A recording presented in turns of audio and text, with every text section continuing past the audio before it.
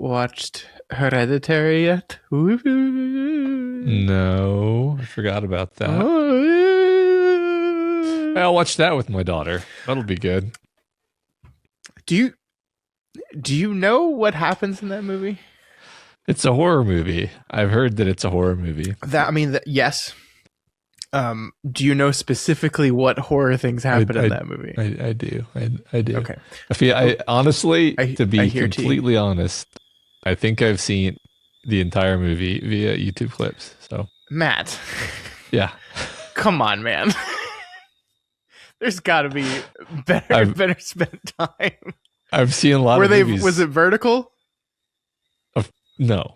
So they weren't YouTube shorts. No, they weren't shorts. Why were you watching extensive YouTube clips of Hereditary? I think what I mean to say is I watched like 7 different video essays about like the horror of Hereditary, and if you overlap all of the pieces that I saw, then they're the whole movie. That's what I'm saying. Why would you do that? I don't know. I spend a lot of time on YouTube.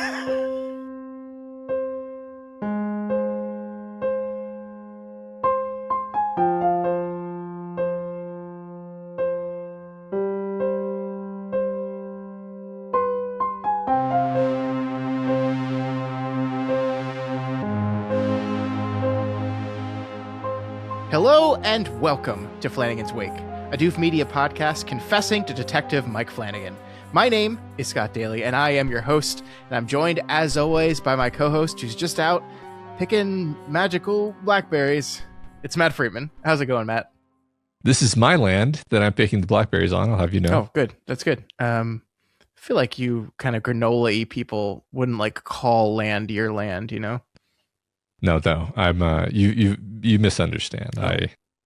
I own all the land for miles. Cool. And I prosecute trespassers. Have you ever heard of the phrase "don't eat the blackberries below your waist"? That was a new one to me because I'm pretty sure I've been blackberry picking, and I'm trying to think back of if I made bad choices. Well, no, I never heard it, but I assumed that it was a joke of like those are all gonna be peed on. Huh? I assumed that was the joke. Was like any blackberries below the waist, you don't want to pick them because they might have been peed on. Why? It's like it's the same as the "don't eat the yellow snow" joke. No, that's not the same at all. It's the same joke. Why'd you just go directly to pee? Someone in the audience, please tell Matt he's being ridiculous. It can't be pee related. I refuse to believe it. Have you met humans? It's pee related. Okay. Have you met children? So there's just children walking in the forest peeing on blackberries. This is your scenario. Well, so first of all, I think it's just a joke. I don't think it's actually a rule. And then second, there's animals that pee. Okay. On blackberry animals bushes? Pee. Did you know animals, they do too? Mm-hmm. Everybody pees. You know what? I looked this up and I'm so fucking mad. Picking blackberries above waist height is recommended safety tip to avoid contamination from animal waste, primarily dog urine. There you go. As well as roadside pollution or herbicides. Okay. Now I'm a little annoyed that it's real because dog pee does not go to the level of the human waste, as far as I know. Yeah. But maybe there's like, I don't know. This is the most ridiculous way we've ever started a show. But it's your fault since you started talking about pee. Hey, this is relevant to the episode. Sure. So, you know. This week on the show, the MIDNGHT Club continues with episode 4, Gimme a Kiss. After exploring the creepy basement, Sandra is a bit vexed at the rest of the MIDNGHT Club and uses it as an excuse to preach about God, which, you know, doesn't go over well with Spence. Don't worry, though. She makes it up to him by telling the most hilarious story ever told in the MIDNGHT Club. Also, Kevin goes to prom. So, you know, good for him. Yeah. Matt, what did you think of this one? I love this episode. I think this is my favorite episode so far. Wow. Okay. It has several of my favorite moments so far. I think it's just kind of an easy thumbs up. Like it's got a really fun B story. It's got, I think what we're going to go into in more detail, it's sort of got two intertwining A plots, you could say, where one of them is the Spence plot and one of them is the Kevin plot. Sure. Being a little hand wavy here, but we'll get into it. And I thought it all succeeded at what it was doing, and it delivered some really strong moments. So cool. Really enjoyed this. I mean, that's great to hear. I kind of went in here saying I did not like this one as much as last week's. I liked last week's episode a little bit more. And I know, like, first of all, who cares about IMDb ratings? This is one of the lower rated episodes. And honestly, like, I think we're going to get into it, but my guess is people look at Sandra's story, they look at the B plot story, and they're like, this is a dumb story that doesn't make any sense and is bad. And I just want to tell those people, yes, that is the point of the story, is that it's awkward and clumsy, and it is a girl's attempt to work her way into an apology to someone through this construction of this hilarious noir story. Like, it's kind of supposed to be like that. I immediately want to forcefully retort that, but let's continue on with our episode intro, and then I can do that. Oh, okay. You don't think it's a clumsily told story? No. I want to retort to the idea that, like, therefore this is a bad episode. It's right. Like, yeah. no. Yes. I'm on the same page as you, but like, cool. Very, very much thinking that, like, no, that this is perfect, actually. Yeah. Okay. Yeah. So we will get into that. I agree with you on all the A plot stuff. I like a bit. There's a few little bits that I want to get into you that confused me a little bit. But on the whole, enjoyed this episode a lot. I am really, I think I'm on the show's wavelength now. And yeah, I mean, I watched, like, even the fourth time I've watched this episode, when we got to the B plot stuff, I was cackling through some of the dialogue in Sandra's story. I think it is just some of the funniest stuff that I've seen Flanagan write. It's really good. Totally. All right. Before we get into the episode, Matt, we have another cool announcement. We're just firing these off like crazy these days. So yeah, I think this is one of those things we're recording this right after it happened, but before it was released. So I don't know if the episode will be out yet, but if it's not, this is just a cool preview for y'all. We got the incredible opportunity to sit down with the actress, writer, director, Kate Siegel yesterday, and had like an hour conversation with her.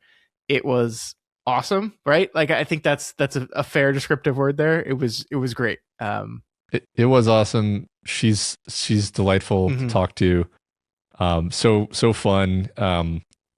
So a lot of really deep insight into, I mean, not just, her own characters, obviously, but the filmmaking process. And I've been, like, thinking about that conversation ever since we had it, and I imagine I will continue to do so. Yeah, definitely.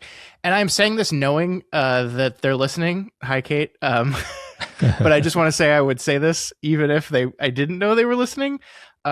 We've gotten to interview 3 people on this team, part of this family now, right? And they have been, like, across the board incredible people. Like, just to let y'all know, like, everyone says don't meet your heroes, and you hear horror stories of this industry, right? That this, and granted, 3 people is a low sample size, but these people have been the same to us when the record button is going and when it's stopped, right? They have been kind to us. Like, I'm sure, Matt, I don't want to, like, put myself down too much, but I'm sure they can tell we're relatively new at that portion of podcasting, the interview portion of it. And they've been kind and patient and wonderful with us and engaging. And it's just the coolest thing. These people are wonderful. They seem like wonderful people, not just great artists and performers, but it's been so cool. So I say that just so everyone at home knows that, like, I think we hear horror stories of this industry and sometimes the people in it, and sometimes what it takes to be quote unquote successful in Hollywood. And I know these people are awesome. Or just in general, talking to successful people, it's a crapshoot, right? But yeah, no, they're all sweethearts. Mm-hmm. Yeah, and they're very accommodating to our schedule and so forth as well. Yeah, no, which is greatly appreciated. Absolutely. So thank you, Kate, for coming on. And thanks to everyone who has helped make that happen. Hope you guys are enjoying these. We don't have any more lined up, although I thought that last time too, and then we made contact with Kate. So I hopefully we'll get to talk to more people. I'm loving it. It seems like you guys in the audience are loving it, and that's really, at the end of the day, we're trying to entertain y'all. So yeah, we'll keep doing it as long as we can. Yep.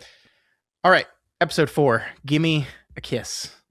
Man, that would have been a better intro thing.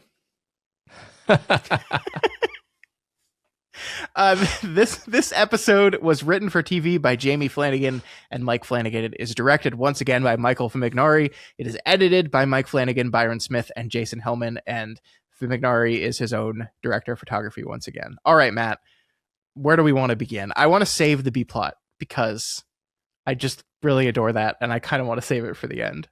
Yeah.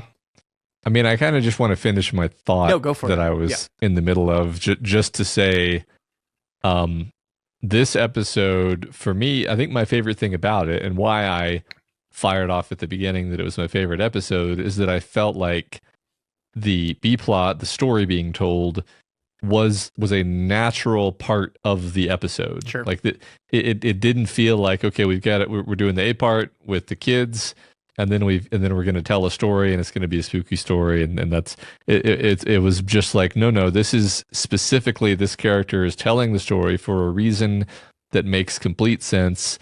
It's not, it's not a meta. I mean, it is a metaphor, but it's not a metaphor we have to unpack. It's very clear because she's being very overt about it on purpose. Yes. Yes. And that just makes it like, yeah, so it felt like one episode where, where the other ones sort of feel like two things that are, they're functional, but like, Anya's story, for example, is is a story where it's like, that's a great story and that says a lot about Anya, but you have to unpack it. Mm-hmm. You have to think about it, which doesn't make it bad. It just makes it feel separate. Yeah. And this felt coherent. That's all. I completely agree. And sometimes I think we react to things that are, quote unquote bad and are immediately like, oh, that's terrible writing. And I always like to stand back and go like, wait a minute. Like, this is a girl clumsily working her way through a story. I think we can perhaps assume, maybe this is unfair to assume, but I think we can assume that Sandra has never met a gay person before she met Spence at this hospice, right? Yeah. It's probably a fair assumption. Knowingly. Yeah. True. Yeah. And so she's just kind of clumsy in how she constructs a story about a gay person. She's clumsy in how she turns the story into a metaphor for what she did to Spence and the realization of how she was treating him. And then, kind of clumsily brings this to, this is why I told you the story, Spence. This is what I want to say. It's delightful, but it is supposed to be a little bit like, well, wait a minute, hold on now. Like the story, the construction of the story, which is a Christopher Pike novel, by the way. Gimme a Kiss is a Christopher Pike novel. I believe the subject that gets their diary posted is a girl in the Christopher Pike story, so it is not a story about a gay man like getting exposed that he's having a relationship with a male football player or anything like that. But they took the shell of what the story was and then found a way to work it in here, but it isn't like they worked it in here like, this story perfectly fits for this episode. It kind of doesn't, and that's part of the point of it. Like, I think the example I'm going to use here maybe is not one that most of our listeners know, but there was a show on television called Riverdale. I don't know if you remember hearing about Riverdale, but it was I remember you being into it. Yeah. So it was like Archie Comics, but like, what if we did Archie Comics like as WB crazy teen drama? And like, it started off pretty normal within that realm, and then it just kind of like went off the rails. And like, I was watching so many people like critique and make fun of this show for its bad writing, and I was just sitting here watching and going like, yeah, it's like not good, but like they're doing that on purpose. Like they're embracing the absurdity of all this stuff on purpose. It's like part of what the show is. And so like I think sometimes people get confused, and so yeah, all this to be said, when I looked at like the IMDb ratings or whatever of the show, like it did not surprise me to see it lower, because I was just immediately like, I bet it's that people look at this story that's told by Sandra, and I'm like, that's stupid, that's dumb. And it's like, yeah, no, yes, correct, it is, that's the point, actually. Yeah, and then also on top of that, I mean, it's sort of, there's like a level on which it's dumb, and then there's a undercurrent on which it's genius, which is that it's doing everything in this noir style, and it's like written in this noir style, and you have all these like classic hard-boiled detective beats, except it's a reporter working at a high school, at in journalism class, and the vice principal instead of the like, it's clever and fun, and it nails all of that, and it's like snappy and funny. So it's like, it's like, okay, this doesn't like make sense, but it's clearly a comedy. It's like, calm down. It is perfectly functional as a noir. You are correct. Like the way it's shot, the way the characters are performing, and then they open their mouths and say words that just crack me up. Like, I know we said this before we started recording, but one of the lines in the B plot is, reporters make enemies like spring musical ingenues make admirers, which is just like objectively the funniest thing anyone has ever said in the world. Like, it's so funny. And then like, even as she's dying at the end, she says, no,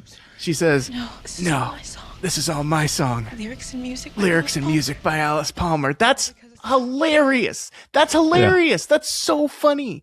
So a person that looks at this and just sees this as bad, I'm just like, what's wrong with you? I also just have to say I enjoyed the casually thrown in one Zima. And then I looked and I saw they all have Zimas with like the correct Zima logo, and I was like, there's that classic Flanagan attention to detail. Well, we jumped right into the B plot, and that's okay. We did. The exact opposite of what I said I wanted to do, but I mean, we'll continue there, I guess, then, because the absurdity of this is, what year is it supposed to be in this? Like, right? It's playing as this noir thing. So sometimes characters are dressed like in a very like film noir, like 30s, 40s, 50s. Spence's, I forget what Spence's character within the story is, but like, he's dressed in like a suit with like a tie. And then like, you look at background characters and they're just like dressed like normal high schoolers. Like they specifically didn't dress some of the extras in that kind of style, and it's just like, again, feels like an intentional fascinating choice of like kind of crafting the absurdity of this, because like, we open the story, it's in black and white, we're in a detective's office, we're hitting all the familiar beats, this feels like very 50s noir type stuff, and then cut to yacht party. We're just like, wait, of course, wait, what? As you do in high school. Everyone knows my famous boat parties. It feels like, Sandra is telling this story and changing her mind repeatedly about whether this is an actual hard-boiled noir or a high school drama, and just like flipping back and forth from moment to moment, and and like, you can kind of like see the listeners being like, wait a minute, how old are these people supposed to be? And it's like, it doesn't matter, shut up. Because it doesn't, right? Like, it's you get what it's going for. I don't know, like, I was kind of delighted by the whole approach to it. It's so fun. And I mean, even bits at the end were like, so this is such a convoluted tale of like, who did what to who and when, and then the end, he just goes to her and he's like, or no, she says to him, what about the dental records? They matched it to your body. The dental records. And he says, I snuck into your father's dental office and switched the records. So her dad was a dentist now. Like, again, this is intentional, right? This is a girl kind of making stuff up as she goes by the seat of her pants, and like, telling a story that can't be edited, right? So she has a character say, well, what about the dental records? Because she thought of, that's a hole in my story, and then she immediately plugs the hole in her story with, no, I don't.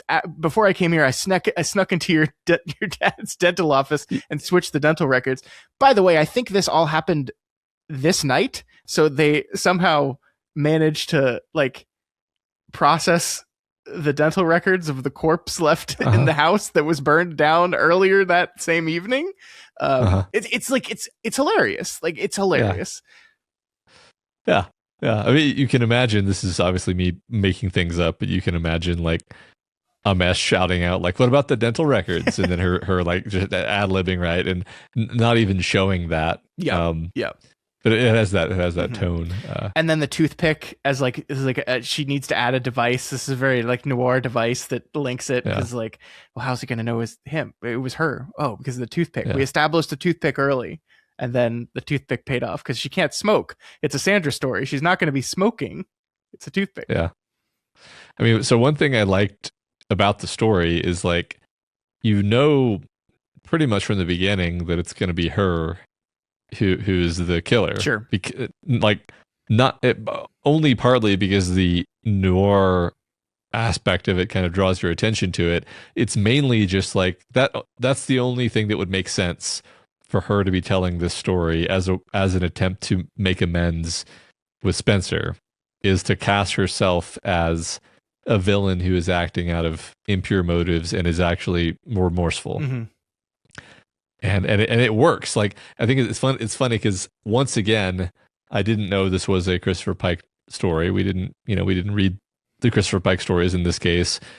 And I was actually slightly surprised to hear you say that, because I'm like, but it works so well. It fits so well with this as a like earnest, clumsy attempt at bridging a regrettable mistake, and then succeeding in that. I just bought it. I don't know. I thought it was great. So yeah, I mean, I don't know how much of this is the book. I know like in the book, it was basically the setup, right? Where a girl, her diary is exposed. She comes up with this plan to fake everyone out by like having an accident on her cruise, on her yacht, and getting killed. And it's not, and then something, I don't know what happens at that point, but that is the makeup of it. So yeah, I mean, it kind of perfectly slots into, you can tell like the fun of breaking the show was like, which Pike books can we use where, and what makes sense to use, and how much of it can we use, and stuff like that, right? And that's like, I think you're right. It just kind of it slots in a way that is almost clumsy, but ultimately works because just of the framing of what Sandra's trying to do, especially with the herpes. Like there was a moment the first time I watched it where she goes, "He gave me something I can't get rid of," and I was like, "Is she gonna give her character AIDS in the story? That's what she's gonna do?" And then no, of course it's oral herpes. It's really serious, Kevin.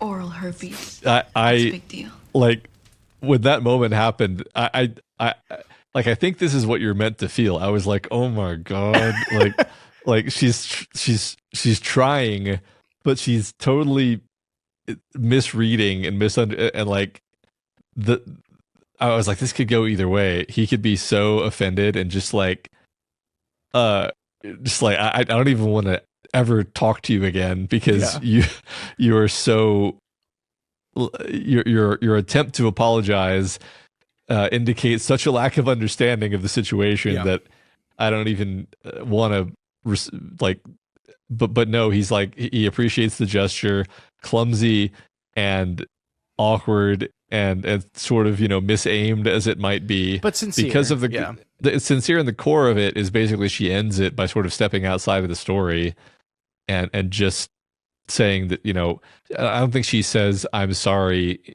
in as many words, but she says like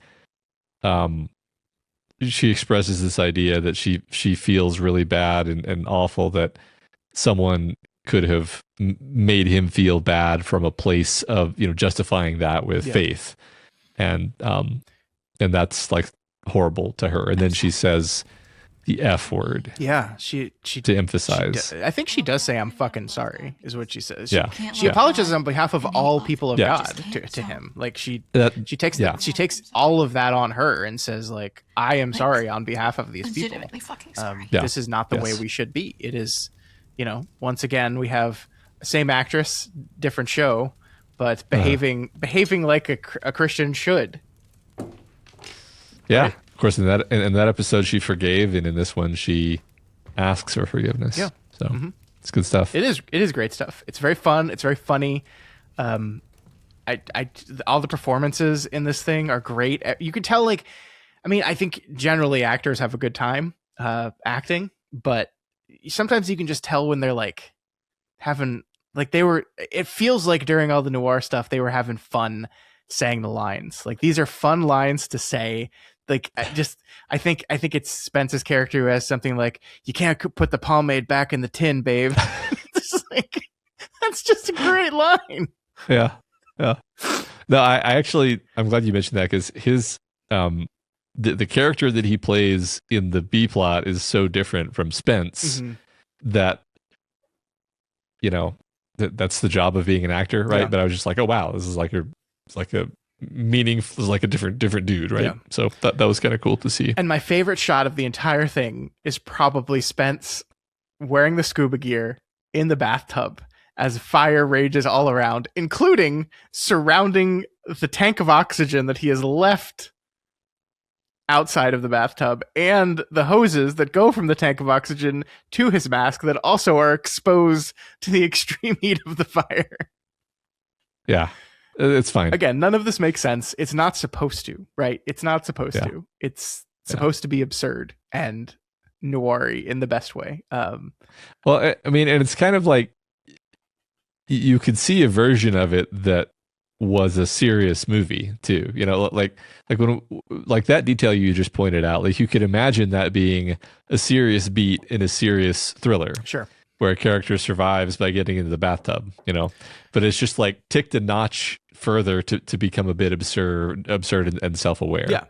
Yeah. I mean, just that shot really emphasizes it, where you just like, it's not just that the house is on fire and he's hiding underwater. It's that the house, like the fire is directly around where he is, and this highly combustible tank of oxygen that is just slowly getting hotter and hotter. What a, like, once again, you know, we talked about that some of the critiques that I've seen and for some of the episodes have had on this show is that because of how little time is given in the run of the episode to the B plot story, that they feel rushed.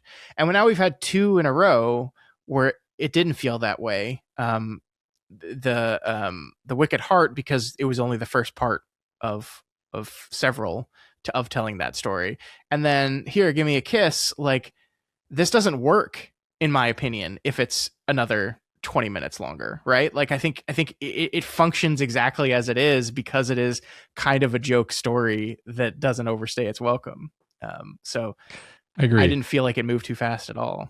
It would have to be less funny and more serious, I think, to really work quite the same way. Yeah. Or I don't know. It's, you know, I mean, The Naked Gun is a full-length movie, so let's not box ourselves in. Sure. But fair.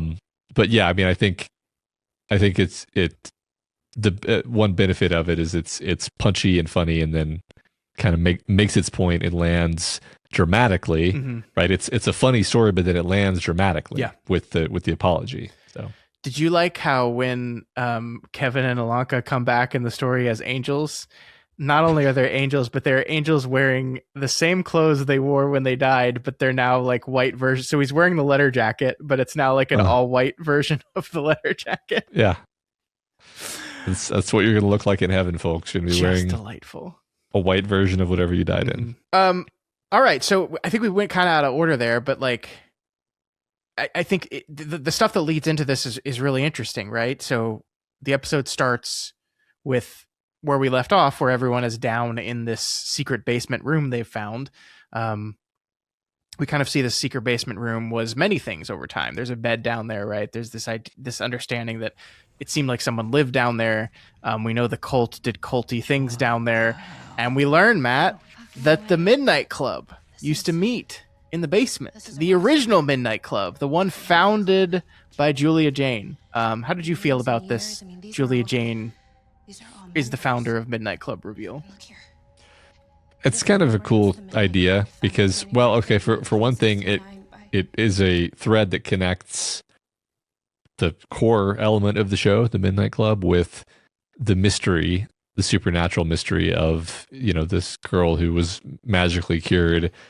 And it gives us a sense of like, well, you know, maybe something they can do via the MIDNGHT Club is relevant to solving that mystery. These things are connected. Yeah, the beat of like there were 8 original members of the Midnight Club. There's 8 of us now. It's seeming like this number seems important for whatever reason.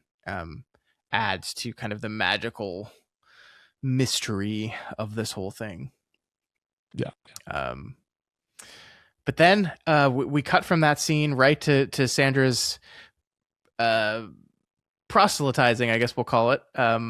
So I like the interesting thing about this scene to me, Matt, and maybe we should have talked about this before we talked about the B plot, but she kind of starts the scene and she's really kind of mad at Alanka and Kevin and Anya, who all the kids go down there. They're all messing around. Half of them bounce, right?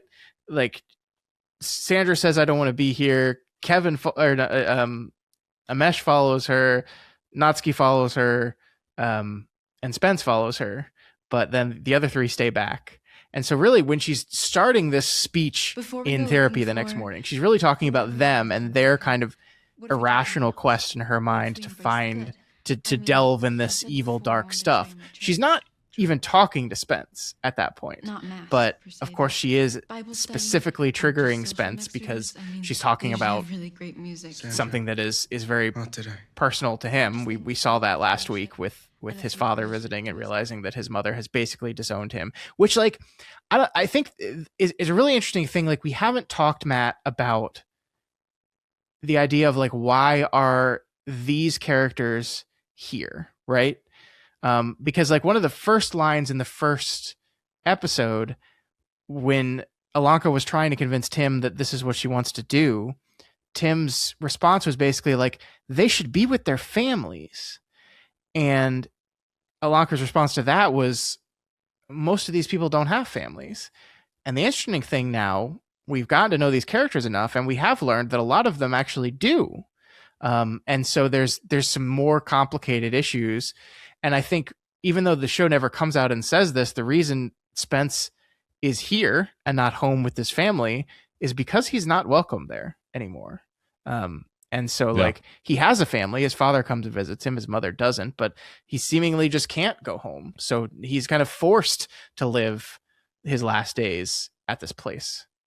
Yeah, I mean, one imagines it was one of those conversations where it was like, it would be really easier for everyone if, there's a wonderful, comfortable place. Yeah. You'll be much happier there. But, I obviously projecting, but I'm just sort of imagining it wasn't so much as he was kicked out as this was kind of,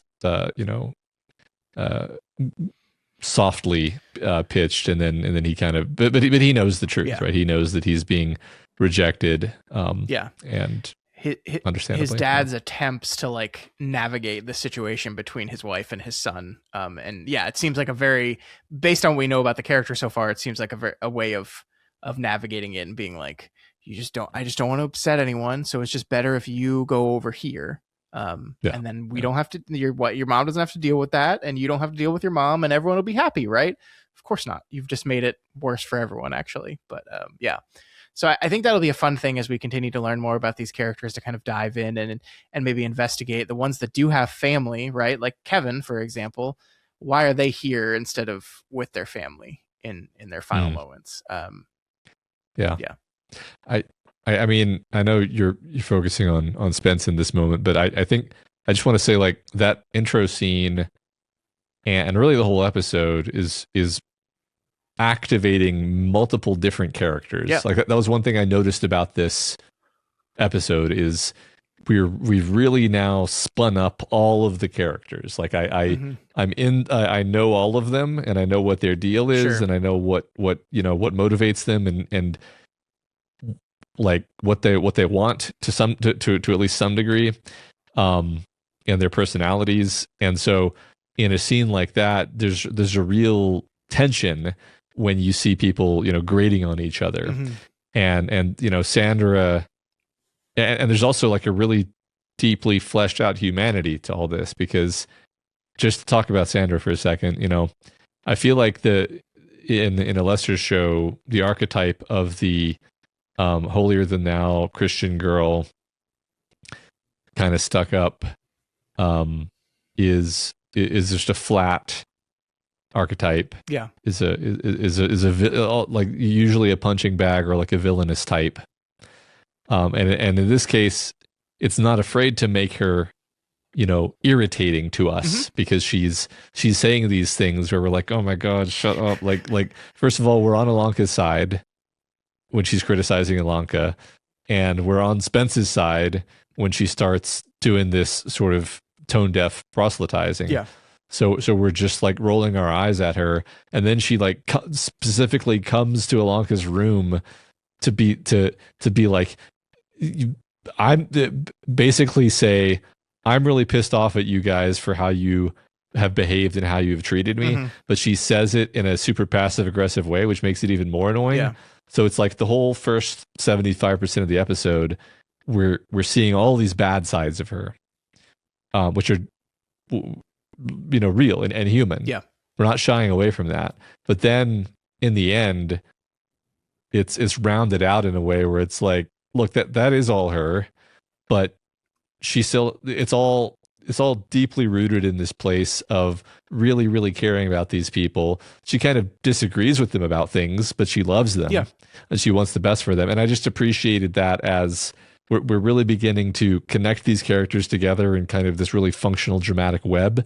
And then we're doing these really nuanced explorations of all of the characters. And, Sandra's just one. She may be like the third or fourth least third or fourth like most important, meaning there are like two or three other characters who are more important than her in this episode, and we still get all this complexity with her. So this is really what I loved about this episode, by the way. I completely agree. I mean, just your example of like the token Christian character, like that's Sandra in the book, right? Like she's this incredibly conservative Christian character in the book.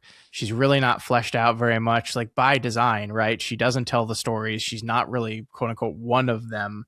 And the story basically just pushes her out when it's done with her. And so, yeah, this show has already taken this character and made her 10 times more fascinating. I agree. And I love that scene where she goes to Kevin's room looking for Spence. And yeah, like you think it's like, oh, she's going to apologize. And then, yeah, it becomes very quickly, no, she's actually there to get him to apologize to her. And it's this very, and please don't be offended, Christian listeners, there is a lot of making oneself the victim in Christianity these days. It feels like even though it is one of the most popular and well-known religions in the world, it's like, woe is us, everyone hates us Christians, the secular world is trying to destroy us, yada yada yada yada.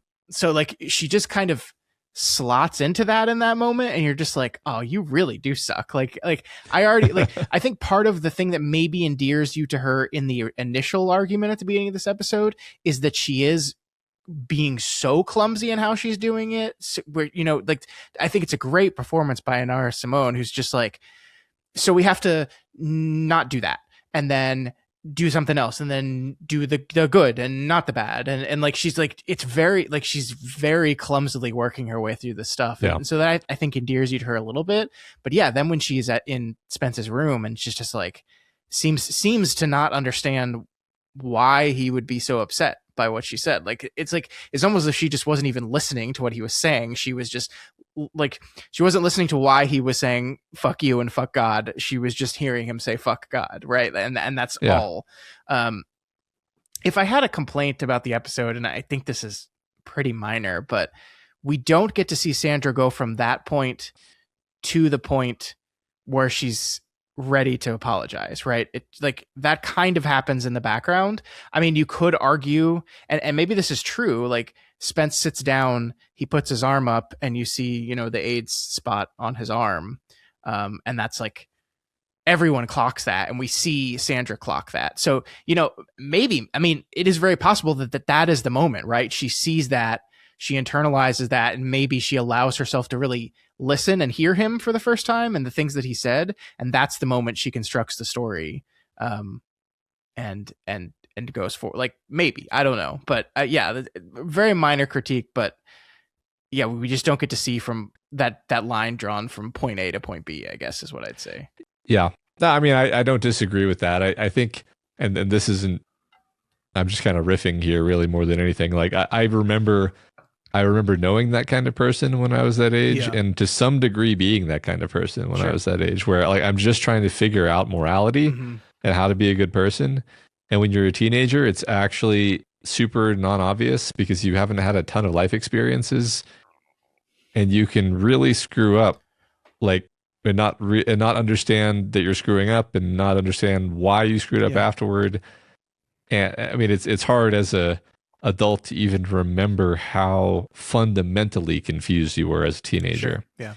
Yeah. Um, and like you said, I love how fumbling and like grasping she is for like, okay, I trust that there is some way that I can make this make sense. So I'm just going to kind of keep talking, and something will click. Something has to click because God is there for me, and God is good. Yeah. God is goodness, and this is right. I know it's right.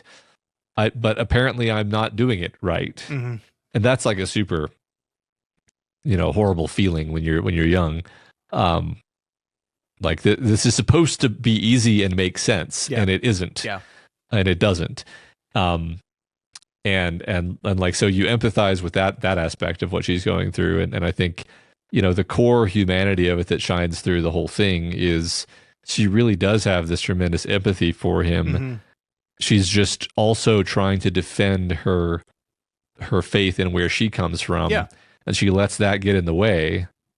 And the episode is kind of a process of her setting that aside and just kind of purely being compassionate and loving toward him. Yeah. Yeah. Which is actually the Christian thing to do. Right. The thing she says at the end of like, is like, you can't love God and hate love, right? It's kind of what she's saying. And so, yeah, it is a way of she's not even refuting his argument ultimately. She's just saying that the people that behave that way and the people that speak for God in that way towards you are wrong. And I believe they're wrong, and I need to show you that. And this is how what my mistake is, that I became one of those people instead of showing you that I was not one of those people. And that's how she ultimately does it in the end. And even though it's clumsy, the clumsiness is kind of endearing in the end. And I think that's why I love that moment. Like, I love his moment of, he doesn't say like, oh, it's all right. He just gets up and kisses her on the forehead. And that's how he shows that, like, apology accepted. I understand you. We have come to an understanding now. Yeah. No, it was beautiful, and super well performed all around. Especially since Spence is like, clearly was raised in the church and was a very religious person as a kid, right? And has turned away from the church because of his mother and his community's reaction to who he is as a person, right? So it's like they are actually these two characters are actually more closely aligned than they both would think, and yet because of this stupid nonsense find themselves on the opposite side of something. So yeah, it's like you want this to be resolved, I think. Yeah, I love that. Yeah.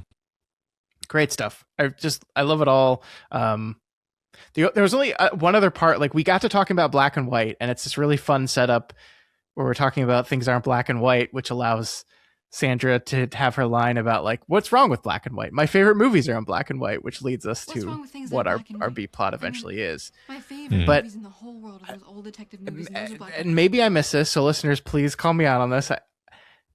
Spence says, it's like Anya said, things aren't always so black and white. And I'm like, when did she say that? I rewound the episode. I was like, was it earlier in the season? I missed it? No. I went back and looked at previous episodes. No, she didn't say it there. And like, that wouldn't be as big of a deal, except that later when Sandra is complaining about Spence to Ilanka and Kevin, she also is complaining about Anya. She's like, and the thing Anya said, like, that was really messed up too. And it's like, what did we miss a thing? I mean, maybe we're just talking about like her general outlook on the complicated nature of morality, and the part where she said it is her story, the two Danas, and like how this is all kind of this weird, like, what is good, what is bad, and like I don't know, but it felt to me like maybe there was a scene or a line cut from the scene. I don't know.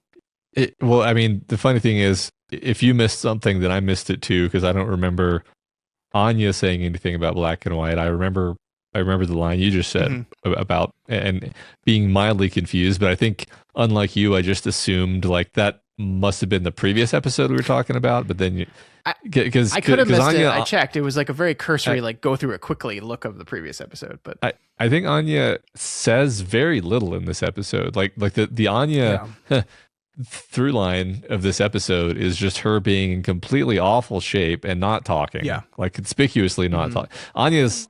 I mean, there's like one scene where she talks. Like she does she finds Ilanka vomiting in the toilet, and it's kind of like funny with her. And then there's the like, I have some Orphe. yeah, you want some of this Orphe because she's, which is funny, but it's also like she's probably high from all of the morphine she's taking. Oh yeah. And then after that point, she's not talking a lot. I think it's because she's in so much pain and she's on so much morphine. She's over medicating. Yeah. When we see her at the table, at the Midnight Club table, she's like dozing. She's like not present the way she usually is, and she's drinking alcohol with it, I believe, right? So I don't know how literal to be about this, but like my interpretation honestly was she's on way too much morphine, and then she drinks too much alcohol, and then she's trying to go back to her room and she gets totally disoriented, and then we have that really powerful scene where we have the camera locked to the wheelchair pointing at her as she's driving along. We hear these like really loud and unsettling wheelchair sounds as it like bumps into stuff and is like grating against things and sliding around and squealing, plastic squealing, and her just being really just zonked. And then kind of, possibly supernatural, but also possibly just hallucinations are happening, and it's really unsettling, and it really puts you in her headspace, and it's terrible. I mean, that is like the hardest part of the episode to watch. Yeah. And nobody's really aware of what's going on with her until the very end. Yeah, I mean, Spence is kind of a little bit right. Like he's the one going to take her back to her room. He takes her into the elevator. She kind of pushes him out and says, "I'm fine. I'll get back. Go the rest of the way myself." And takes another morphine in the elevator on the way up. I think everything you said is just correct. I mean, you look at Sandra's story, and like the Anya we know from the previous 3 episodes would be interrupting and commenting and have a lot to say about the story that Sandra's putting together, but she doesn't. Like we have no indication she's even listening because she just seems so zonked out. And yeah, it ends with her wheelchair crashing over, and that shot of kind of just her hand poking up out of the turned over wheelchair. Very powerful shot. That whole end sequence, like MIDNGHT uses the shadows in the room. Like I think there's only one point of light in the shot, which is coming from the lamp, and so it's casting the shadows from the bed frames onto the wall. He uses that with Anya's shadow cast on the wall that then stands up and turns, but like just very dramatic long shadows on the wall in that scene really emphasize the horror of it, and the music like goes like really like boom. It's like really aggressively shocking at the end there. Yeah, and the performance of how unsettled and horrified she is, and she's kind of muttering these things to herself repeatedly. Oh yeah, I love it. Like I'm still here. Like we've already talked about how great Ruth Codd is, but this is phenomenal stuff. Yeah. So that's Anya. I want to talk about Kevin. Okay. Because I think he had relatively few moments, but they all landed really hard for me. Mm-hmm. So we've got the bit where Ilanka is putting the makeup on, which to me was just such a heart-wrenching concept. Yeah. That drags. Where basically, because he's just trying to cover up his, I spent all afternoon, obviously just deterioration. Yeah. Do you think I'm crazy and for going? literally just hide it temporarily so that he can get through this evening. And then I love the scene when he comes back from prom. I mean, I could go through the whole episode and just say I love every scene where he's in it, but like I think my favorite is when he comes back from prom and he rejoins the group, and it's just this beautiful, poignant, multi-layered thing where there's this devastation to it and the sense of loss. Yeah.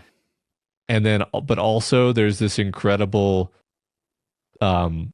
sense of belonging and solid and like the the strength that comes from the solidarity that they all have together, where it's like, well, they don't say it, but it's like, well, you're home now with us. Mm-hmm. So, and it's all, I mean, and it's even a little, maybe I'm messed up, but a little bit funny where he goes, And then I was made prom. and then I was made prom king. Yeah.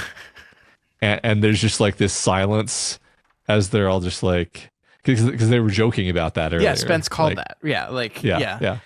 Yeah, I mean, it's a really interesting construction. I agree with you, because he walks away and you kind of want him to have a good time, right? Like this is the setup of this is like he didn't get to go to his prom, and this is his last opportunity to have prom. And like Spence is kind of very negative about it. He's like, no, he's not going to have a good time. He's just signed himself up for hours of pity and people like pitying him and they'll probably even crown him prom king out of sympathy. And you don't want that to be true, right? You want him to have a normal experience. You want him to go to prom with his girlfriend and experience it the way any kid wants to experience prom. And yeah, it becomes very clear when he comes back that was not the case. But you're right. Like, you know, to answer the question of why are these kids here? Why are they at this hospice instead of home with their family? Because these are the people that understand what they're going through, right? And like every single moment of like did you hear people compare you to their grandma? And it's like, oh yeah, and everyone knows like this is my grandma died of cancer, and this is something they've all gone through and they all understand. And yeah, the crowning of prom king and the sympathies and just like they belong to each other, to quote the book, in a way that is like almost kind of impossible to find anywhere else. And so they have that community and that strength in each other. And I love the way it transitions, right? Because Kevin has just had this shitty night. He's had a terrible night. He feels like shit. Maybe this is the first part of him coming to the realization that I can't really just date this girl because this just isn't going to work for us long term. I'm dying. She doesn't seem to fully grasp that yet. And so it's all about him. And then Spence walks in the door. He sets down the bottle of wine and he sits down and he puts his arm on the thing. And again, everyone clocks the spot on his arm. And just with no hesitation, Kevin gets up with the wine bottle, walks over to him, pours him a drink of the bottle he just brought, and says, "You doing okay, buddy?" You okay, pal? And that's what this is, right? Is this like that they just fully understand each other, that Kevin had this shitty night, but it will instantly go to support Spence, who is obviously having a shitty time too. And it's just like there's no discussion of that. It just happens organically and beautifully that these people just have each other's back no matter what. And yeah, it's great. Yeah. I mean, we could go around and talk about how all the almost all the characters in the scene are having a particularly shitty day. Yeah. We haven't even gotten to Alanka yet. Mm-hmm. But she's having a shitty day because people are mad at her, and Kevin, who she likes, went to prom. Yep. And so she feels even more kind of alone. And she had that great, moment where she said she misses her hair. Yeah. The only moment of the episode that I really related to Alanka. Yeah. I know, man. No, you don't. You don't know. You're right. I have no idea. And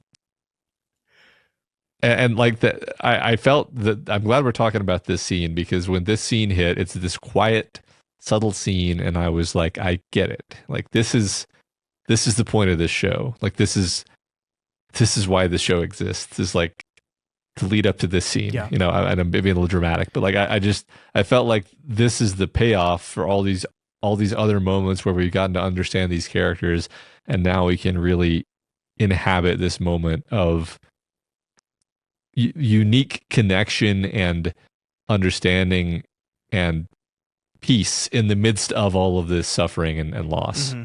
Yeah, it's wonderful. I really like the details of it too. I don't know if you noticed this. Kevin's jacket is several sizes too big for him. It is basically entirely enveloping, it's too long. It's too long. It almost covers his hands when his arms are down. It looks comically big on him. And this is one of two things. He just could only get a coat size that didn't fit him, or two, perhaps they ordered this jacket months ago when they were planning prom, and Kevin is wasting away. He's dying, and he has lost so much weight and has shrunken so much that this is a jacket that fit him once upon a time and no longer does. And it really accentuates just how bad off he is. And once again, it's one of those details, like, the show doesn't mention it. No character says it. No character like, hey, your jacket doesn't fit, right? It's just there. It's just there in the episode. Really, really good stuff. Yeah, I love that. Yeah. So yeah, I think you mentioned the Alanka and her missing her hair part. I mean, this is one of the first beats of Cherie that we've seen interact with another character that kind of hasn't been a comedy beat. Like, we got a little bit of her and the nurse practitioner Mark last episode that sympathized us to her, but that was us giving her sympathy, right? This is the first moment we've seen her kind of engage with someone else in the show in a way that makes you like, oh, she like cares about this group too, right? Yeah. Because by design, she's kind of the outsider looking in because she's the only one that hasn't told a story. Like, that's she took the Sandra role from the novel. And then, like, when they're doing the paper crane stuff, it's like she's the one playing the cello. She's adding ambiance. She's not participating. She seems removed from them. And then we get this short couple minute scene. This episode has time for the short couple minute scene between her and Alanka, where we just have some moment of mutual understanding, and some moment of seeing her as not just this compulsive liar, but a person who actually does appreciate these people in this group and like them and identify with them. Yeah, she came off as a normal human being, and she gave good advice, and it was actually quite grounded. Yeah. And I'm it makes us very curious about her. Yeah. I'm just very interested to see where we're going with this character. What is true, what is not true. Yeah. I believe she's the only one that we still do not know what her illness is. We know everybody else's. Don't know hers. Yeah. I'm not necessarily saying we will learn that, but it's part of, I think, the construction of she is kind of outside the group a little bit. But we are maybe slowly bringing her back in. Yeah. Let's talk about the lovebirds. Yeah, our favorite moment in the episode. the 2 seconds where Natsuki goes, why do they call it necking? That's like the part of the body that's the least involved. And then she winks at Amesh. I don't get why they call it necking. and then she just walks inside. And he's hyperventilating. Neck doesn't even crack the top 5. And I forget who's sitting next to him, but they're like, yeah, Spence is like, be cool. Don't overthink it. I think he says don't overthink it. Yeah, don't overthink it. Yeah. The whole sequence is a 5 seconds at most, and it was immediately like, oh, I'm so invested in this. Yeah. I want to see this happen. Well, and the show has been kind of cleverly laying the seed work for this, that these two feel a certain way about each other. Like even the opening of this episode, which I loved, by the way, when they're all down in the basement, secret basement, and then Amesh says northeast, southwest, and Spence is like, not now, but Natsuki immediately goes north, and then we're like, what is it? What are we doing? And we realize they're just playing Dungeons and Dragons. Like, he's just being a DM. He's gamifying it in the way that Amesh, of course, would. Like, Amesh is just like very quickly becoming my favorite character on the show, just because he's just so delightful with all of this. Yeah. Well, I feel like he's the us insert, right? Yeah. That's what I was saying to you before we started recording, that like the kind of budding romance between these two characters, like, I am heavily invested in now. I'm imagining a 13 or 14 or 15-year-old version of me watching the show, and I would have like been putting everything on this. They need to get together so I can believe that there's hope for love in this world. Right. And so, like, yeah, but even still at 40 years old, I'm still just incredibly invested in these two kids getting together. Me too. I love that Amesh, like, I think legitimately thinks Sandra's story is great. Like, he really likes it. He wants to clap, Holy shit. and like Natsuki has to like stop her from clapping before we're sure that Spence is okay with what's happening here. No. Can we clap now? Yeah. Totally went Yeah. ninja porn towards the end. Yeah. I mean, He's great. like, I get, we talked at the very beginning that this is a show about kids dying at a hospice, dying of terminal illnesses, and that's very dour and that's very dark and it's very sad. But like, that's not all it is. Like, this was a very funny episode across the board. There's sadness in it, certainly. There's horror in it, certainly.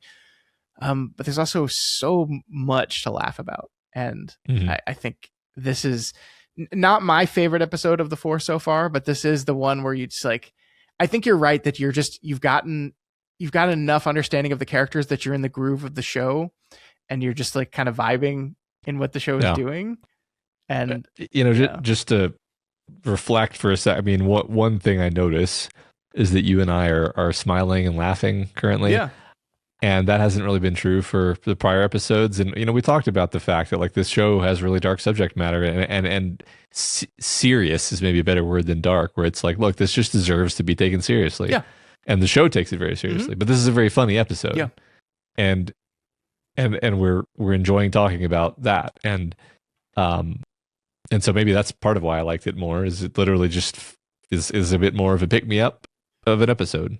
There's that very, very superficial level. It just feels nice.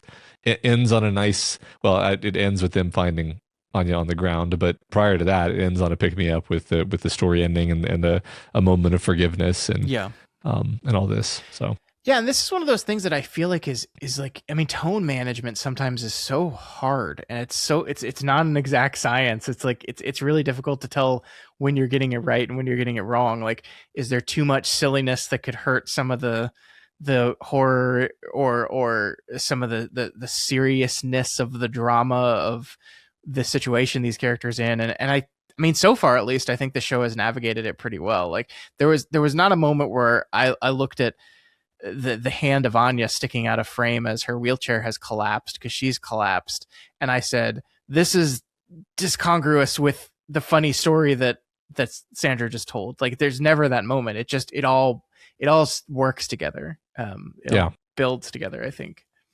Yeah, I agree. I felt that about this episode overall. Yeah, I think the only, the major thing that we haven't talked much about today is, I mean, I might be forgetting some things, but we haven't really talked about the overriding mystery. True. We haven't talked about the meeting with Samantha Sloyan in the woods and the finding of the book. And we brushed over the fact that they kind of explored the basement, and all these things are kind of connected. And it's like kind of on all these fronts where we're finding little clues, we're seeing connections, we're realizing that Samantha Sloyan probably knows more than she's letting on. She's probably involved in this cult in some way. The fact that she owns this land. Yeah. Shocking reach, I know. Do you mean you didn't buy Shasta's reaction when she said, have you ever heard of the Paragon? Have you ever heard of the Paragon? It's kind of like a wellness group, but a little bit more culty. And her response is, well, I don't know about cults. Yeah. I don't know. So you didn't answer the question then. Yeah. Right. Yeah. And of course she is a, CEO of a wellness group. She's the cult leader. That's what I'm saying. Oh, okay. Yeah. And she owns all the land around the place, which means like, well, maybe she bought it because she also believes in this, there's something magical here. Also, once again, we have, interestingly, the head of the institute, the head of the hospice, Dr. Stanton, is cast as sort of an antagonistic figure, but in this case, a detective, a PI or what have you, which is a heroic figure, but antagonistic to the main character, who is, of course, the killer. So, and she was a cop in the last one. So it's just kind of interesting how I enjoyed this ambiguity where we've kind of our ears are pricked, because it's like she seems suspicious, and the kids keep casting her as antagonistic to them, but in a role where she's actually trying to protect and help. Yeah. Right. So it's like, well, that's still ambiguous, which is fun. Sure, definitely.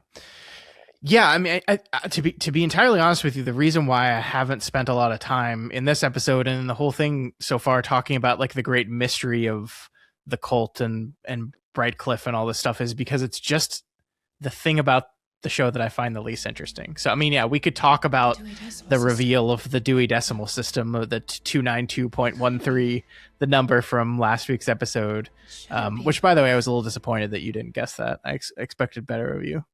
Since they call you Matt Dewey Decimal Freeman, I just figured that you would get there, but you didn't. They didn't even try tuning a radio to that number, though. So, True. Yeah, I mean, like, there's just, in my estimation, there's just not a lot to say about this other than, like, it is kind of a carrot that is continually dangled in front of us throughout the course of the show of propelling us forward. Now we went from secret symbol to secret basement to secret book. Where will the secret book lead us? I don't know, but, like, we're just kind of being pulled along this story by this stuff. And I just, like, it's not that I dislike it. It's like if I had to like rank the parts about the show I was most interested in really dissecting, it's just not up there. Yeah, I mean, it's serving its purpose. It's not. Yeah. I think this is kind of what we talked about a bit in the earlier episodes. Just the show being required to serve too many masters, too many cooks, etc., and the idea that we're going to have a potentially multi-season running mystery in addition to this heartfelt character study, in addition to these embedded mini stories within the story, and an ensemble cast, etc. And it just seems like the overriding mystery element was perhaps the one that the writers had the least investment in. Yeah, where they're just, fair. Yeah, it's like, okay, we got it, but could be fair. Yeah. So, that's just kind of what it feels like. Like we said, I don't dislike it. I'm just not super invested in it, and that's, I think, largely because it is not really connected with anything that we care about. You care about what you care about, and then if the mystery is connected to that, then you're interested in the mystery being solved. But currently, it's not really connected. Yeah, and again, just to say it, like, this can't end with Ilonka magically curing her cancer, right? It's just like I mean, I guess it could, but it just doesn't feel like the tenor of what the show is, the tone of the show, what the book was doing, what the show appears to be doing. I mean, we haven't said this since the first episode, but it's like the general conceit here is these kids are dealing with their mortality by telling stories to each other and connecting, using the power of storytelling to process what they're going through. And that's just like, in that show, we're not going to also say, and in the end, she was cured and went home and lived a happy long life forever after. All the other ones died, though. The end. Like, that just doesn't seem the type of show. And so, like, would maybe be more committed to the mystery if we knew the answer at the end of this trail of clues is a magical cure. Maybe. Like, I mean, it's why Ilonka's dedicated to the mystery, and so I think the parts of it that work on us is how it's reflecting off of her character and her wants and all these things. But yeah, we'll see. I mean, right. We'll see. We'll see how we feel about it as it continues to be revealed. So yeah, I did not dislike it. I thought the Dewey Decimal thing was actually a little bit clever. We have this idea introduced to Ilonka from her conversation with Samantha Sloyan's Shasta character. And then it kind of pays off as she's in that room about to go to bed and then sees the catalog and it all clicks in that moment.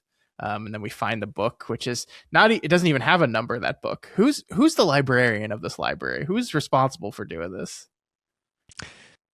I mean, I think the actual answer is that no one is, kids, and that's why a book can just sit there Yeah. for several years, possibly. Yeah. Um, What's in the book, do you think? I don't know. I didn't think much about it. I feel like there's something to do with this land, right? The land itself is magical. That's the idea. Maybe it actually is, maybe it actually isn't, but they just believe it is, whatever. But the land is the thing. Mm-hmm. And having this place be built on this land is maybe, intended to feed into the magic, feed off of the magic, who knows.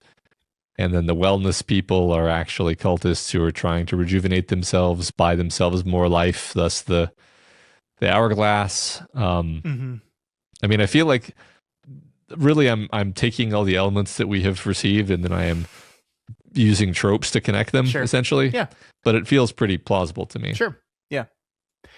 So what's in the book? I mean, something about how the land is relevant, possibly, because that's the one thing that we haven't really like tied to everything else directly. Sure. Yeah, I can see that. Yeah, I to go back to our mysterious good humor naturopathic wellness CEO, it is really interesting the way the show is characterizing her, because as you said, like, she continues to be a little bit suspicious, and maybe this is just part of the Sam Sloyan charm here. The part that I think really maybe makes your hackles stand up a little bit is she tells Alanka not to take their word for it, right? She knows Alanka is a hospice patient, is dying, is at this place to die, and then is instructing her, just, whatever you do, just don't take their word for it. They being doctors, science, don't take their word for it. And I'm not saying there's like nothing that some like naturopathic stuff can do for people, but like we talked about this when we introduced the Sam Sloyan character a couple episodes ago, but like it really grinds my gears when, like, don't worry about treatment, this is what's going to work, like drinking teas, like this is going to cure your cancer. And when you have a character saying like, don't listen to your doctors, listen to me, actually, because they don't understand the power of this stuff, right? That I think maybe makes you go, oh, do we like this person or not? Because like it seems like at the very least, Alanka is this person that has convinced herself that she's not going to die, that she's going to unlock the mysteries of this place and she's going to live. That's why she's here. She's not here to die. And everyone else in this place is kind of like, maybe with a little bit of kids' gloves, but maybe we just with love, like, hey, like, you're going to have to find your way out of this eventually, right? Because this is happening. This is going to happen. And then she finds this new friend on the outskirts of the place that is like piling on everything she wants to believe, right? Is specifically engaging her in what she exactly wants. And that can be dangerous. Yeah. No, you're right. It's interesting. I feel like the performance and the exact, lines are so restrained that it didn't really, everything you're saying is correct, but it didn't like tip off my active alarm bells of like, oh, this woman is trying to lure her in. It was all just sort of like, well, this sounds like something kind of a naturey hippie person would say, sure, plausibly.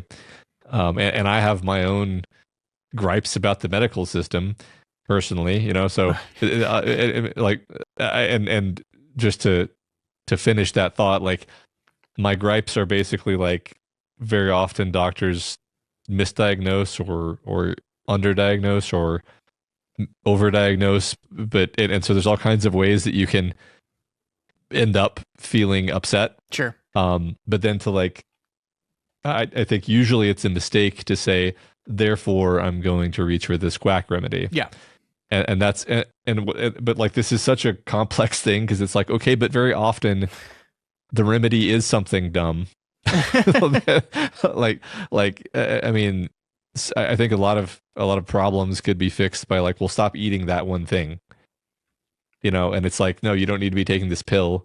you need to stop eating that one thing that you've been eating and you don't realize that. So like, anyway, this is meant to be me ranting about the medical system. It's just to say like nothing that she said specifically triggered me as as inappropriate, but you're right that it is all like coming right up to that line of kind of seducing her onto the side of like, come on, be open-minded about the idea that you're just going to eat these blackberries from this blackberry patch. Mm-hmm. And these are the special ones, and kind of slowly seducing her in a way that I think is going to pay off later. Yeah, the pea berries. Yeah, we got it. The pea berries. It's the pea berries, actually. Yeah. Those are the good ones. Those are the ones with the medicinal properties. So she's telling her not to pick those ones, not because she wants them for herself. She wants the pea berries. She needs the pea berries. Yeah. I really like that, and I agree with you. I think part of this is just like the Sam Sloyan of it all, where you come off midnight mass and you're like, I'm watching you. I'm watching you. Yeah. I on this note, I do think it's very important in this episode we get to see Ilonka horribly throw up in the toilet. Like one thing we hadn't seen in the show so far after she's gotten to Brightcliff is that Ilonka is as sick as everyone else here, and she's trying to convince herself that that's not true, and she's trying to frantically solve this mystery that is going to lead to her cure. But just a reminder, especially in this episode, that no, actually, you are sick. You are dying, and like we hadn't seen a physical manifestation of Ilonka's sickness, since the very beginning of the show. And so I think it's a well-timed moment of Anya is the one that this time wakes up and hears Ilonka throwing her guts up in the toilet, not the other way around.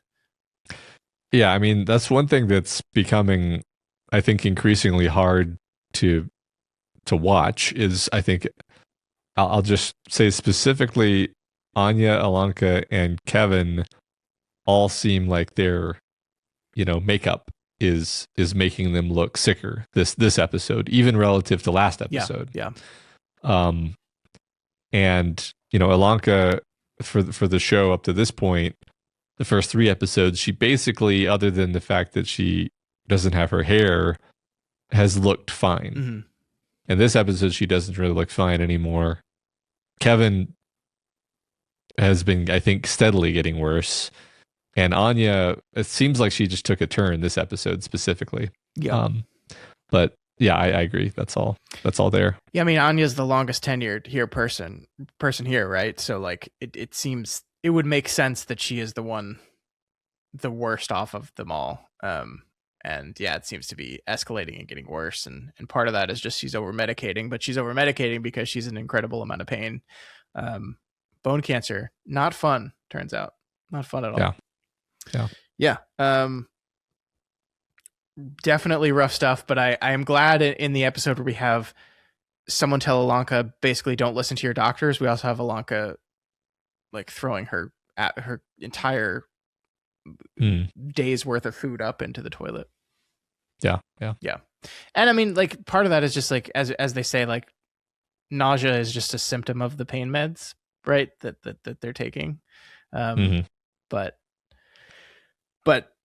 that is just reminding us that she's on a lot of medication because she is dying. Right. Yeah. Yep. Yeah. So I wanted to point out some fun stuff to you that you might not have, probably couldn't possibly know. When Ilonka is reading through the MIDNGHT Club book that Julia Jane has created, and she has they've recorded the stories. She reads the name of 3 stories: The Visitor, Spellbound, and The Starlight Crystal. You will be unsurprised to learn that those are all Christopher Pike novels. Love it. Even back in the 60s, they were just ripping through Christopher Pike. That's great. I really liked the physicality of the book as they're paging through it. You almost want to like pause and study because you can see there's little summaries of the stories written there in the book. I thought about doing that. And then having a whole like side digression with you where we read the stories, but I decided it's probably not worth the time. It's probably just going to be like the Wikipedia summaries of the Christopher Pike novels. Yeah. I also thought about looking at the names and seeing if anything stuck out from the names, but I did look at that and didn't see anything that really stuck out besides Julia Jane, of course.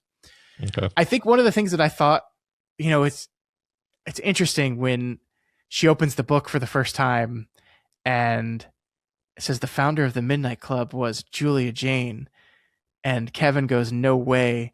And then Amesh goes, no way. And like Kevin knows that Julia Jane was a real person.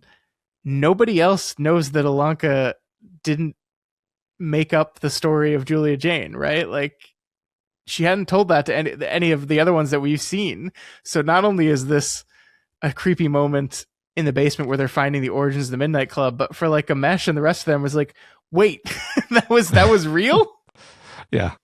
Right. I mean, if you're Amesh, you're like, oh my God, that was magic. Yeah. You magically knew the story. Yeah. And then she has to tell them. Yeah. Yeah. Yeah. Yeah, that's the fun things I know. Is there anything else you wanted to talk about in this one? We hit all my notes. That's one thing I liked about this episode is everything kind of wove together in a way where our conversation, I think, very, very naturally explored all the things I wanted to talk about, because that's what happens when the episode, I think, is woven together nicely. Is Sure. It's easier to talk about, I've noticed. Yeah. I I think we said this already, but I just want to emphasize it. I think Chris Sumter, who plays Spence, is really good in this episode. You already mentioned how good he was in the B plot because he's just very different from the Spence character. But I also think Spence's like speech against Sandra is like a really good performance too. Like the emotion he has in that performance, the face acting he has as he's going through those lines. Just I found that very good. I enjoyed it a lot. Yeah, me too. Yeah. He's a good actor. Yep. Did you notice Tim was featured in Sandra's story? Yes. Yeah, I He's did. the news reporter that reports their death. Yeah. The one thing we didn't talk about is this reveal that Mark, the Zach Gilford character, is also gay, which was kind of like I never said this out loud to you because the show I don't think ever like officially said it until this episode. But it's kind of hinted at, right? Like even in the first episode, like Spence's seemingly hatred of this guy is because he is like him but not dying like him, right? So like Anya mentions, cute and not dying. So I think the seeds were laid for that. And his specific kindness and relationship with Spence. But it's official now. So I think I picked up on it. I think I guessed it. yeah. So yeah. I mean, again, he's like talking about you need to go see Interview with the Vampire, the most the most homosexual coded film and book of forever. So Yeah. Just don't think a straight guy in 1994 would go see that movie and be like, "Oh yeah, these guys are super gay." Benicio, and Antonio Banderas. Yeah. Armand. Armand. Yeah. Yeah. Great stuff. I really like we haven't talked much about Zach Gilford because he's like a very minor role in this show, but I constantly like him. Like he's just you talked, I think, in the first episode of how like shocking it was because how different from Riley he was, which continues to be true. But he's just this just force for kindness. We've seen it specifically with Spence with their relationship, but with everyone else as well. I really like what he's doing in the show. Yeah, me too. It's like you said, he's just like a different dude. That's continues to be the fun thing about the Flanvengers, is he uses it's not like he's like, I like you for this kind of role and then uses them for a kind of role. He's just like, I like you. I can see how to use you in a completely different way. And then just continually seems to do that. Yeah. All right. So going through it, we've had an Anya story, we've had a Kevin story, and we've had a Sandra story. I guess we've technically had a Spence story as well. The first story, or no, that was a Natsuki story. Sorry, apologies. Spence was just the main character of it. Right. So who are you most excited to get their story? I mean, I'm the most Sherry I am very curious about just as a overall because we know the least about her. I also am just really invested in a mesh, so I wanted a mesh story. Okay. Cool. Well, next week's episode is going to give you no hints whatsoever, but next week's episode is titled "See You Later," which is also, unsurprisingly, the name of a Christopher Pike novel. Wow. See you later. Okay. Yep. All right. So you want to take a guess right now? Episode 5, the midway point of the season. Who's going to be the focal point of this one? Sherry. Okay. We'll find out. Okay. Cool. All right. So that was episode 4. Give me a kiss. Give me a kiss. You want to move on to the discussion question? Let's do it. All right. So last week's discussion question was, what's your favorite Faustian bargain? Busy Dad 82 says, when that Radiohead song came on, I definitely did the Leonardo DiCaprio meme thing. And there's another song this week where I'm absolutely positive the song came out 5 years after this takes place. No, just impossible. We're just reacting to what you said before. The first Faustian bargain that comes to mind is from the classic American blues lore, the deal that Robert Johnson made with the devil at the crossroads so he could have mastery over the guitar. A young, average guitar-playing bluesman, Robert disappeared from the Delta for a year, and upon his return, his skills were noticeably improved to the point that it didn't seem possible within that time. His song, Me and the Devil Blues, reinforced his story, as well as the premature death of his wife during childbirth, with people claiming that was the price Robert paid for his skills. Robert died under mysterious circumstances at 27 after a brief but legendary and influential career, which cemented his legend into American music lore forever. Cool. Yeah. I remember hearing his story, his legend, and just thinking like, so, all of American music is downstream of the devil. Yeah, man. Yeah. Okay. Well, I can see why religious folks aren't so happy about rock and roll, or at least weren't in the old times. All right, baby, can you do your Sam? Says, so, back in the 80s, I was a huge fan of Friday the 13th, the series.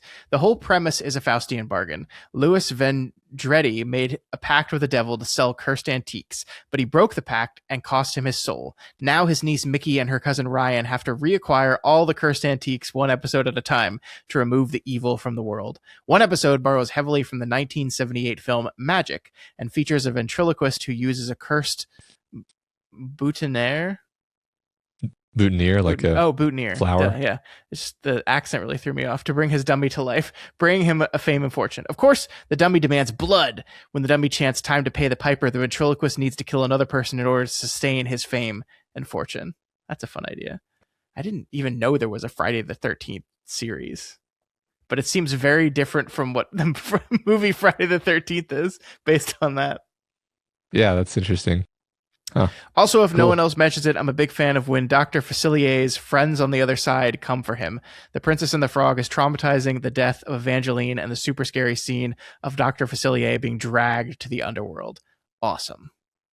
Yeah. I always felt like that scene was inspired by Ghost with Patrick Swayze. Sure.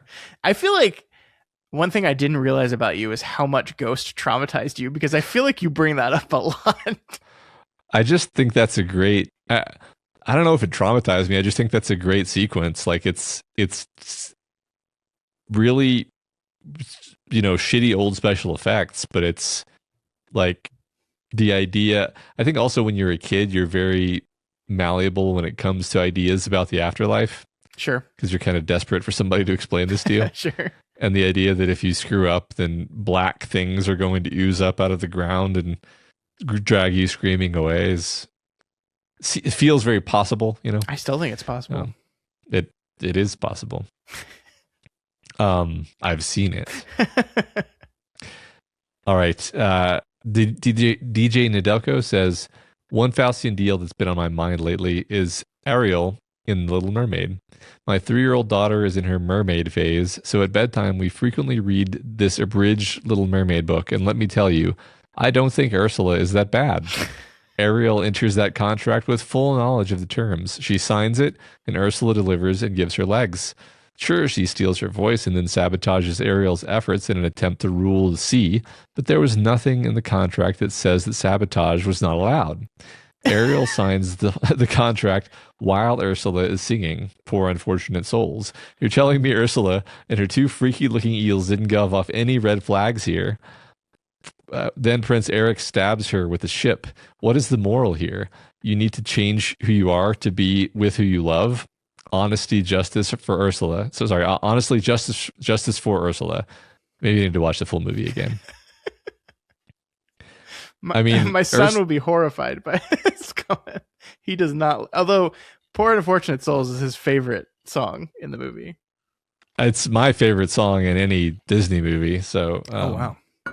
I mean, you just listen to the little choices she's making. The little life full of tough choices in it. like every nuance of that is like just perfect, right?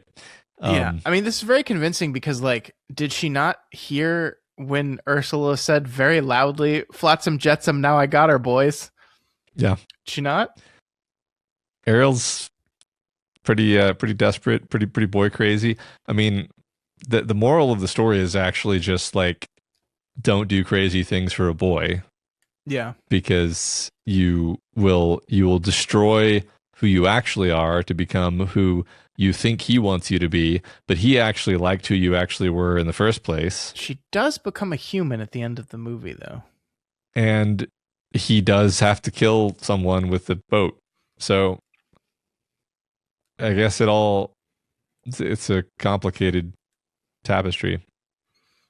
True. Did you know they changed the Kiss the Girl song for the live action release to make sure that he got consent for kissing the girl first? Oh, jeez. No, I did not. I mean, I know that they constantly change all the songs, so I'm not surprised. Yeah. But. Yeah. Just, I don't know. Maybe I'm being too sensitive, but that felt unnecessary to me. Yeah, I think a lot of their changes are what you could call unnecessary. There's the Broadway version of Poor Unfortunate Souls has the Ursula character saying, "Oh, look, fine print." And then she reads the fine print of the contract really quickly and moves on. And it's good stuff. I like that. I love Ursula. Yeah. Yeah. I mean, the Scar, Ursula, I wrote an article about this a long time ago about how the Disney villains like Scar and Ursula and Jafar were great, just legitimately great, and how it's actually worse now because all the villains are complicated and human. Boring. And like, oh, Tekka is the way she is because actually she was wronged. Spoilers, man. Like, oh yeah, sorry, man. Yeah. It's an old movie now, Scott. Ugh. Did you know that Be Prepared was only half sung by Jeremy Irons? Have we talked about this before? No. Like halfway through Be Prepared, a guy named Jim Cummings just takes over singing, doing a Jeremy Irons impression. He does a great job. He does. Yeah, it's crazy. Wow. Yeah. Okay. Little factoid for you there. Nice. All right, we have OK Row 2424 that says, spoilers for a 10-year-old show. You have been warned. Gravity Falls has a Faustian bargain that I really love. In season 2 of the show, we find that our Ford Pines made a deal with Bill Cipher, an entity beyond this world. When Ford first finds out about him, Bill says that he wants to be a muse to Ford, granting him unimaginable knowledge. The catch, Bill needed unlimited access to Ford's mind. Over time, Ford came to appreciate this muse, but eventually found out the truth. Bill was using Ford as he slept, so he could build an interdimensional portal that would allow Bill to escape from the dimension he was trapped in. Ford attempted to destroy the portal for good, but got sent to the other dimensions for years. Honestly, one of the best shows that Disney has made, and it is really worth checking out if you haven't seen it. I don't even know what this is. I've definitely heard about it a lot. I don't know. I've heard that it's children? Heard about it through them. I've heard about it on. I feel like I've seen it in other discussion question answers over the years, possibly, but I know it's well regarded. I've never seen it though. Looking it up now. Cool. All right, last answer from House of Seven Paws. In the 90s comic series The Books of Magic, written by John Nay Reber, there's a part where our main kid, Tim, who's found out he has magical potential but hasn't done much with it yet, meets a potential future version of himself who did real bad things with it and became a rich, evil bastard. Future Tim realized early on that instead of working on his own magic skills, he could just buy power from one demon after another. The price of each of these deals is a small piece of his mind. It's unclear if the demons eat the pieces or just enjoy collecting them. Future Tim trades away his childhood and memories and keeps on getting rid of other bits he doesn't value, so he gains more power. So as he gains more power, it becomes less clear on who he is. Nobody on Earth can stop him, but he ruins himself so no one has to. As he loses his grip on reality, the demons no longer even need to follow through on the treasures they promised him. They can just tell him he has those things and he'll believe it, while in reality his empire has fallen apart and he's living in a cardboard box. Jesus. I like this a lot. This has very packed vibes. Sure. Yeah, I could see that. It's very cool. Cool. I think that's all of them, right? Yep. Yeah, that's all the full ones, and then a few short ones I'll read real quick. Duran Longbeard says, The Simpsons Treehouse of Horrors. Homer sells his soul for a donut, but is saved by Marge's wedding vows. I love that one. He still ends up with the donut head, though. And then the cops are definitely going to take his donut head at the end there. Hobo Demon says Sondheim's Assassins, with political violence as a metaphor for a Faustian bargain that never advances motives. I don't know what that is, but sounds interesting. Karena 2020 says Robert Johnson Blues Legend. Yep, that's we talked about that. Imagine says Buffy's Once More with Feeling. Xander summons a musical demon, Sweet, who declines to claim him. I'm sure you know what this means. I do. And Nicholas Brandon passed away last week. It's very sad. Yeah. I'm sorry about that. Yeah. It's complicated. He wasn't a great person in real life. It's very complicated. Yeah, I think you can still feel bad about these things. Sure. Yeah. Yeah. Pear Jane says Macbeth and the Witch's Prophecy as a Faustian bargain leading to doom. Sandy Bone says Pet Cemetery and The Substance as feminine, rage-filled Faustian bargains. The Substance is so fun. Yeah, no, I wouldn't have thought of that as a Faustian bargain, but totally is. Yeah. Jaraxxus Eridar Lord says Warhammer 40k Necrons, trading their souls for immortal robot bodies, experiencing only war and insanity. Yes, that's a good one. Mm-hmm. I enjoy that as a sci-fi. Yeah, Scott says he's trying to get me to move on and not talk about it anymore. Well, the point of the read through them ones is we're supposed to just kind of read through them and not really focus on the things. Yeah, but look, I gotta we'll give a short interlude. So the Necrons in Warhammer 40. Okay, I'll do that. The turn to the camera was perfect. Well done. Thank you. The Man in Black 19 says The Prestige, trading a spectacular show for guaranteed death each performance. Yep. Never would have thought of that as a Faustian bargain either, but I love that answer. I still have nightmares about that. Which one is he? Matt? How do you know which one you're going to be? You don't. And I like this phrasing actually. You're guaranteed to die every night. You might not experience it, but fuck. I would be the one that dies. Like that. I would be the one. Be like, fuck. I'm not the one. I don't know why. Why would he leave it? Okay, I mean, I know there's character reasons why he forces himself to drown, but I'm just like, put a knife in that thing or something. Like give yourself another way out other than drowning. Drowning, seems like a bad way to handle the situation. Okay, I want to talk more about that, but no, we're going fast. We're going fast. Yeah. Don Zest says the Cuphead video game. The protagonist loses his soul gambling and must collect debts for the devil. Yeah, my son plays those games. He's really good at them. He's like supernaturally good at Cuphead. Sweet.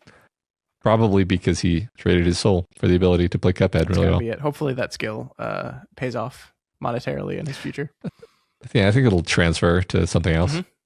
Cat Shetsup reads says Supernaturals, Crossroads Demons, and the Needful Things. I guess he's a demon.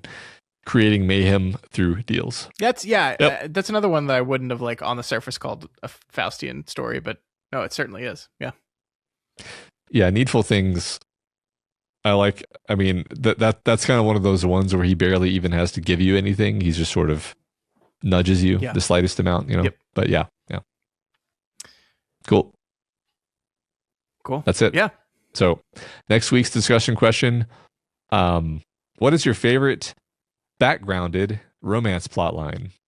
This is, of course, due to the budding, extremely sweet romance between Amesh and Natsuki, which is definitely going places, and me and Scott are 100% shipping them.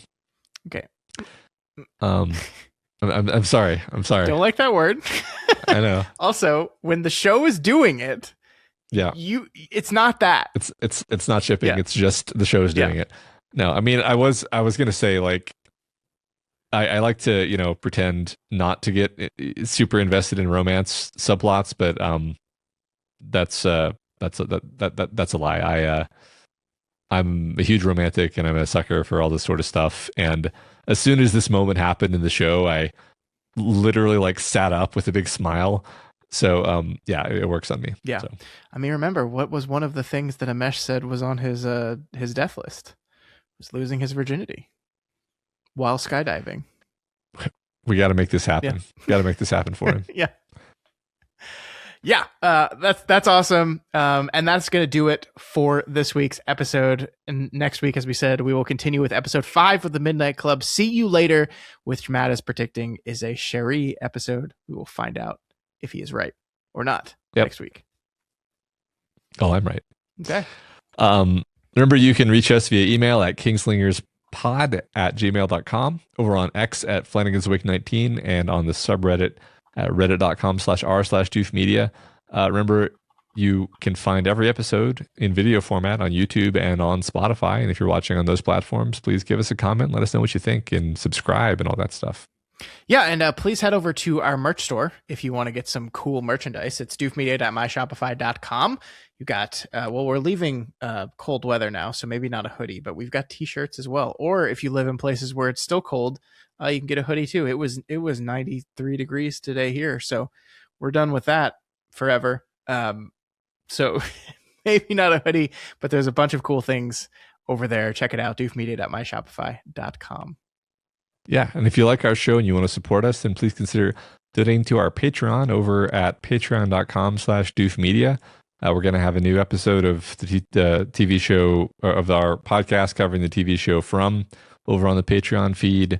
In fact, it should have released already by the time you're hearing this. And people seem to be enjoying my story that I'm writing over on the Patreon as well, which is free to read if you want to just go check out the Patreon. And if you want to vote on what's going to happen next, then you got to be a patron. Currently, as of us recording this, I've released 3 episodes, and I'm really enjoying it. I noticed some people saying they don't want to be like throwing me curveballs in the voting, and I'm like, do it. Throw me curveballs. Make it real weird. Do it. Yeah. I have been continuously voting for the option myself that would be the most pain in the ass for you. So I don't have that problem at all. See, the ones that I think the readers are perceiving as the pain in the ass, I'm perceiving as like, how would that go? Which is actually just exciting to me. Sure, so yeah. Anyway. No, this is so fun. Please check it out. And guys, the number right now is 8. We have 992 patrons. So the magic number is 8. We need 8 more free or paid patrons within the next 3 weeks, or I die. So is that the deal? Yeah. I've rigged a very complicated device that will go off. It's like a saw trap. And the only way to stop it is by the easiest thing in the world. I tried to tell him not to do it, folks, but he just couldn't help himself. In all seriousness, we would love to get to that 1,000 patrons mark. And as I talked about last week, I am going to do a fun like Stephen King tier list thing once we hit that, just to celebrate an accomplishment that we've been working towards. So you could help us out with that. Maybe by the time you're listening to this, that will already be done. But just in case it's not, patreon.com/doofmedia. Yep. Also, please continue leaving rating and reviews over on Apple Podcasts or Spotify or wherever those are. We really do appreciate those. They really do help, helping just people see that number of reviews and that rating, and they might give us a shot if they weren't going to before. So please help us out with that. That will help people discover the podcast. It means a lot to us. Keep them coming, please. Yep. All right, folks, this was a fun one. We'll see you right back here next week for episode 5 of the Midnight Club. Until then, don't eat the blackberries below your waist, Mr. Flanagan. Because as we all know, Matt peed on them. I did. All of them. We'll see you next week.